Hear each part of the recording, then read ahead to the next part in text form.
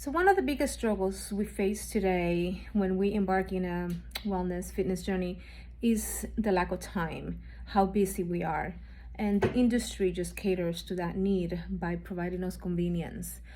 Convenience in food deliveries, in food packaging, food processing, things that you can just grab and eat, grab and go and eat. Fast food restaurants, the inner aisles in the supermarkets, things that you can legit just walk in, get out, open, and consume. As we know, these things are, not very conducive to a healthy lifestyle. Once in a blue moon, we all do it. They're delicious, fine, no problem. I keep saying this. What we do the majority of the time is what really matters, in consistency. However, consuming these foods really opens the door to overconsumption. These foods are specially designed to take over our, hijack our brains and our taste buds. And sometimes it's really difficult to moderate these things once we start enjoying them a little bit too much. So recommendation is to limit them, but without any, restrictions or feelings of guilt when you do consume them. It's just a matter of moderation. If you can moderate, you have to be honest with yourself and do that inventory and really question yourself. I, for one, there's a lot of things that I cannot moderate, so I choose to restrict because moderation goes out the window when I start consuming these things. Having said that, in order to avoid over-consuming these things, because we typically tend to grab these things out of convenience, because it's easy, we don't have time. So we have to be more conscious, we have to be more creative, we have to be more intentional about limiting the need to have to resort to these things because we just don't have the time. And we are becoming busier as a society, as mothers, the kids, the husbands, they clean the house. If you have any extracurricular activities with the kids, if you have, if you're an entrepreneur and you have a side hustle, these things just add more things to your plate. The setting the time to work out, to have a social life. It can be so much, it could be so overwhelming. So I understand the need for convenience. But again, it's really easy to fall on that trap of overindulgence in these things. So we have to be smart about planning our day. We have to be smart about not allowing these things to hinder our progress.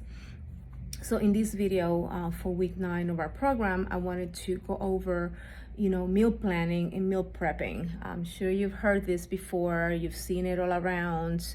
There's companies that also cater to that need and they provide meal prep services. If you can afford it, amen. That's a great option to do so. I would really caution you and research the companies that you're buying food from. Make sure that they're using good ingredients, because as we already learned in this program, ingredients do matter. So you can have a perfectly macro-friendly meal, but then the ingredients will mess you up. And then you're gonna start wondering why you're not seeing progress. And it could be something as simple as the ingredients in the food that you're eating. Yes, they're macro-friendly, but the ingredients are not. Especially, added sugars and inflammatory oils, things like canola oil. Soybean oil is a huge one in salad dressings and anything that's processed. Canola oil, rapeseed oil, all of those. So just interview the company that you want to hire for food services, but that it is a really good option if that is the way that you want to go. If you cannot afford that, if you'd rather have more control, which I recommend, and cook at home, the way that I like to do it is to simply start with planning. There's a difference in meal planning and meal prepping. Meal planning is it could be as simple as grabbing a calendar and writing down everything what you're going to eat that week. I like to do that on the weekends, or sometimes I do it on us. It's been a while since I did it on a Friday. It's typically on the weekends. I grab my calendar and I say, okay, if I plan, let's say that I plan to fast. I'm going to be fasting, let's say 3 days a week. I'm going to fast Monday, Wednesday, and Friday. I'm going to skip breakfast, for example. So those are 3 meals that I don't need to worry about for the week. So for Monday, what am I going to have for lunch? For dinner, what I'm going to have for lunch? And I do that for the entire week. What am I going to eat that entire week. Just planning it alone is a huge help, because decision fatigue is real. We make tons of decisions a day. We make tons of decisions a minute. So one less decision that you have to make is already setting you up for success. So just planning. Once you have your plan, your menu, then you can think about prepping. And prepping can be as simple as choosing one day of the week, typically the weekend, Saturday or Sunday, and cooking for the rest of the week. Cooking the things that can be stored safely in the refrigerator for 5 days, typically the proteins. The vegetables, you don't have to cook them. You can cook them as you reheat the protein, for example. The way that I like to do it is I choose 3 different types of protein for the week, because, variety is king. Particularly when you're already giving up a lot of processed foods and junky foods, your choices are limited. Especially if you're doing a low carb way of eating, your choices are limited. So you want to make sure that you add as much variety as you can. So I typically choose 3 different protein sources. It could be fish, it could be pork, it could be chicken, or it could be beef, pork, and chicken, whatever. Just choose 3, just for variety, if you need that variety. Because if you're also choosing highly dense foods, nutritious foods that give you a lot of nutrients for the less calories, you can eat the same things every day and be totally fine. I do recommend variety for sanity, number 1, and also for nutrient diversity. But it's totally okay. Let's say that you choose beef is the only protein that you like. That's fine. I'm okay. You're eating beef every single day, because beef is highly nutrient, and you're getting all your nutrients in just that one protein source. But if you're eating chicken all the time, chicken is not the most nutrient dense sources of protein. So I don't want to see you eating chicken every day. I do then in that case would ask you to do something other than just the chicken. Okay, so it all depends on the nutrient density of the food choices that you're making, that will ask you to be more varied and to have more variety. But anyway, so 3 proteins, and then you have 3 to 5 different vegetables, and rotate that throughout the week. Rotate that. Whatever you cook for dinner, that leftovers will be lunch for the next day, and then the next day, whatever you cook for dinner will be lunch for the next day, and so forth and so on. And be very creative, and also know that there's no rules. You want to have breakfast? Who said that breakfast needs to be dessert? Because let's be honest, cereals, bagels, pastries, danishes, we eating dessert for breakfast as a society. So who says that you have to be that way? Who says that you can't have a piece of steak for breakfast? Have a steak. There's no rules. Have your dinner for breakfast. There's no rules. Okay, keep it simple. Food is fuel. Yes, you have to enjoy it. You have to enjoyable, and you have to like it. But there's no rules, guys. Keep it simple, particularly at the beginning, just to help the brain feel safe. Because if you start feeling overwhelmed and tired and like, this is too much, chances are you're gonna drop it. Okay, so let's just be practical, and let's be realistic, and let's keep it simple. Choose 3 different sources of protein, or 2 depending on the nutrient density of your choice, 3 to 5 different vegetables, and cook them in any way, shape, or form your heart desires. You can steam it, eat it raw, bake it, fry it, saute it, boil it, whatever, and season it differently. It really doesn't have to be that difficult. It really doesn't. And at the beginning, I understand the need to do all the recipes and the substitutions to keep things interesting. But I can guarantee you're gonna burn out, and it's gonna get to the point you're like, forget this. Keep it simple, stupid. A source of protein, a source of fibrous carb, and add some healthy fats. The meat comes with fat already. If you need additional fats because of fuel to satiate you and to bring your calories up, feel free to add some avocados, some olives, olive oil to your vegetables, cooked with butter, those type of things, if you're really keeping it low carb. Okay, so that's the way that I like to do it, and I like to keep it in writing. I have a form that I'm going to be sharing with you to help you with this.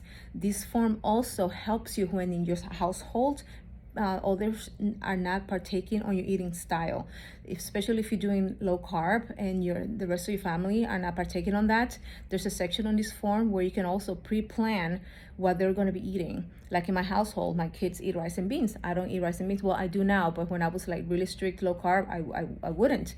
So but there's always rice and beans in my house. I always cook it. So in my planner, I would say this, this is my meals and this is my kids' meals, or even my husband.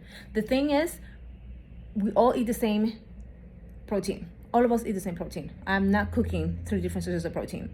We all eating protein because protein should be the base of every single meal for your entire family, whether they join you on your low carb journey or not. Protein is king. Protein should be the main character of your plate, and then your starchy vegetables if you're not doing low carb, or your lower high fiber vegetables if you are doing low carb should be like the accessory on the side, and then you add the sources of fat, one to bring your calories up if that is the goal, to keep your calories nice and high, or if you're in a calorie deficit and you're in a fat loss stage, no, you don't have to really go crazy on the fats, just the fat that comes naturally in the food, but the protein, because in nature protein and fat come together, so you don't have to worry about adding any fats to your meals if that's the case. But let's say that you are choosing a lean kind of meat, for example, like chicken breast or white fish. Those are typically leaner and don't have that much fat. You want to be mindful about adding a fatty source, a fat source, be it avocado, or like I said, cooking that fish with olive oil or butter, or adding to the vegetables just to bring the calorie content up for satiety. And also because we don't want to be eating low carb and low fat, because then you're just going to be chronically under eating, and we need fat for our hormones, we need fat for our skin, we need fat for our cell structure. Okay, so be mindful of that. Don't pound the fat if you don't need it, but if you're still hungry, make those extra calories come from either protein or from your fats. Okay, so having it laid out in a form, in a visual for the whole week is a game changer. So once you have that menu written down, you take that to the grocery store, and that's what you're going to buy.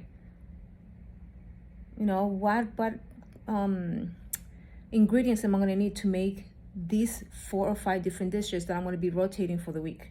Because it really doesn't have to be more than 3 to 5 different dishes, and rotate them through the week, right? Sometimes we like to complicate things, but it doesn't need to be. Especially when we are foodies, when you self-identify as a foodie that you like to eat, it could be so overwhelming to think that now you have less things to prepare, less things to eat. You can just the thought can make you not want to do this. But I promise you, it's a little bit of a mindset shift, and tweaking of how you're thinking about food can go a really long way. And also, preparing the food the way that you like to eat them. It's in a way that you like that you would enjoy it, because that is king. That is absolutely important. So hopefully this helps, in your journey to doing the things that are going to make you sustain a healthy lifestyle, because sustainability is king. If whatever you do, you have to be able to sustain. So it's going to get to the point that once you practice this meal prepping and meal planning, I've been doing this for 7 years, and I've graduated from 7 hours in the kitchen on Sundays to really, tailoring that down to 2 to 4, depending on how, elaborate I want to be. Sometimes just 2 hours. If I'm feeling bored, or I'm feeling particularly creative, or have that extra time and energy, I'll elaborate and I'll do more planning and more prepping and more cooking and more variety. But if not, I keep it really simple, guys. Keep it really simple, and I've been able to maintain my progress because of that. That's one of the reasons why I've been able to maintain this. And you ask around all the fitness people that have had really good transformations, and they're going to tell you that that has been one of the tools that they use. And this, we hear that all the time, and we hear it all the time for a reason, because it's true. We have to prepare. If we leave it for the last minute, especially if we're hungry, forget ingredients, forget the macros. I'm just going to eat whatever I get my hands on. It is what it is. It's life. We're busy. Life happens. So always have things in your house that you can grab and go. And don't feel like you have to have this elaborate plate to make it a nutritious meal. Sometimes I plan on fasting at the office. For example, when I'm working in the office, I'm like, I'm going to fast, so I'm not going to bring any food. And then, lunchtime comes around, I'm like, I really want to eat, but I always have ham and cheese. I always have yogurt. I always have nuts. So I make I make some ham and cheese roll-ups. I eat some nuts and put them in some yogurt, and that's my lunch. That's my lunch. Who said that I have to have a salad?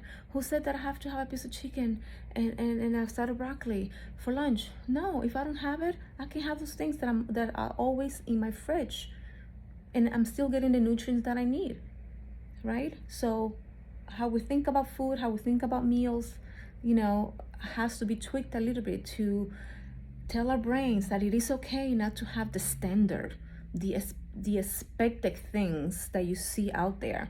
No. Make it work for you so that you can be sustainable, because if it's not sustainable, you're not gonna go anywhere. After this 3-month program, you're just gonna drop everything, and then what? Waste your money and your time? No. Okay, so let's make this sustainable. Meal planning, number one, because just by having a menu, knowing what you're gonna eat next week, that alone is already a win. Second step is allowing the time in your schedule to actually do some sort of prepping. I like to just pre-cook my proteins. If it's something that cannot be stored safely in the refrigerator, like for example fish, I don't have to pre-plan fish. Fish gets seasoned really quickly. You don't need to it cooks really easily, so I can do it the day off. But at least I know that's part of my menu next week, and I'm gonna grocery shop some of it, and I'm gonna keep it in my fridge. Either frozen and then leave it out of the freezer in the morning, either in the refrigerator or outside, depending, I don't know. You decide on safety, how cold your house is, you make those decisions. But the point is to always have things handy. Try to avoid the need to resort to fast food and convenient food. Limit those, because that will happen, because life will happen. That way, those instances where they do happen, it's no big deal. It's only once in a blue moon, life happens. The body's very forgiving. But if you always rely on chance and last minute decisions, and I'll worry about it when I get home, you are setting up yourself for failure, and that is risky business. My recommendation from experience and from working with others is to eliminate those opportunities for life to get the best of you, because life will always happen. But if you prepare, chances are that we're going to succeed. So I'm going to be sharing with you my document. Feel free to use it, feel free to tweak it, feel free to revise it to your liking, to your lifestyle, and to your environment, and what's going to work for you. But that's what I use, and what I used to use, because now it's in my head. I don't even have to use the actual paper form. Okay, I do have it on my calendar though. Every weekend I write what I'm going to eat the following week, which end up being almost the same, and I just rotate, because if you really think about it, even before you change your lifestyle to eat healthier, we still used to eat the same things. We have a handful of food that we eat regularly most of the time. Okay, even when we eat out, we tend to order the same things, right? But no, once we get into a lifestyle change and a diet change, and we start eliminating things, we feel like we've been so restricted. When we really think about it, we're already only eating limited, amounts of things, and we just rotate them. So same thing, So grab the grocery list that I shared with you at the beginning of the program, and start choosing things that you like to eat, and as many variety as your heart desires. You don't have to do the 3. You can only do 2 or even 1. Up to you. The thing is to pre-plan, have an idea of what you're going to eat ahead of time. Plan a menu and execute. Go to the grocery store and buy the things that you're going to need. That's it. Pretty simple. Thank you for the commitment. Continue the good work, and I'll see you with 10.